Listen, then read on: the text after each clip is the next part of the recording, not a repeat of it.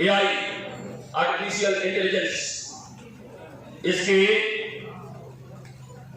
लाभ से भी आपको परिचित होना चाहिए और हानि से भी परिचित हो जाना चाहिए। पढ़ लेना, क्योंकि आप लोग सब आज गोल्ड मेडल लिए हो, कोई ये क्या क्या मिला है आपको, आपके लिए जरूरी है। ये क्या होने वाला है, क्या हो सकता है?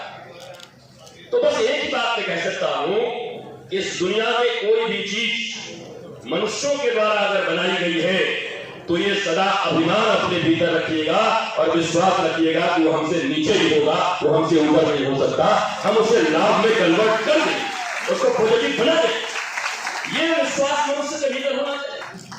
आज अगर सबसे ज्यादा अभाव है तो विश्वास का अभाव, आज सबसे ज्यादा अभाव है तो मनुष्य टेंशन में है, डिप्रेशन में है, तनाव में।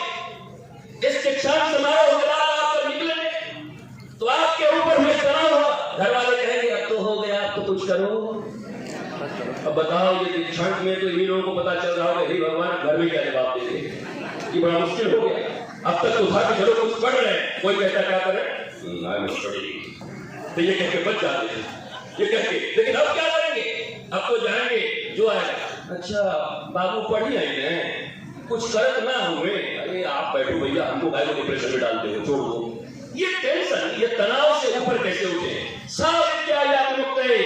विद्या का एक अर्थ है जो मनुष्य को मुक्ति प्रदान करे, लिबर्टी प्रदान करे, जो उसको स्वतंत्रता प्रदान करे। जो विद्या मनुष्य को टेंशन में, डिप्रेशन में, विद्या नहीं अविद्या हो सकती है। और मैं जानता हूं कि भारत की सनातन विद्या पद्धति मनुष्यों को कभी भी नौकर नहीं बनानी थी। बेरोजगारों की फौज लगी, आप सभी मत हो जाइएगा निकल के। बेरोजगारों की फौज लगी, इस कारण से लगी।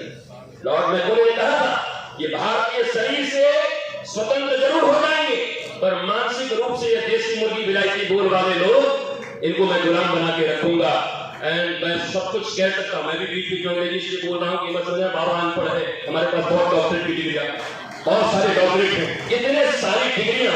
आप जियोलॉजी ऑनर्स, मैथमेटिक्स ऑनर्स, मैं आपको केमिस्ट्री पढ़ा सकता हूँ, आपको फिजिक्स पढ़ा सकता हूँ, आप सबको पढ़ा सकता हूँ। ये सारी चीजें मेरे गुरु ने मुझे पढ़ाई।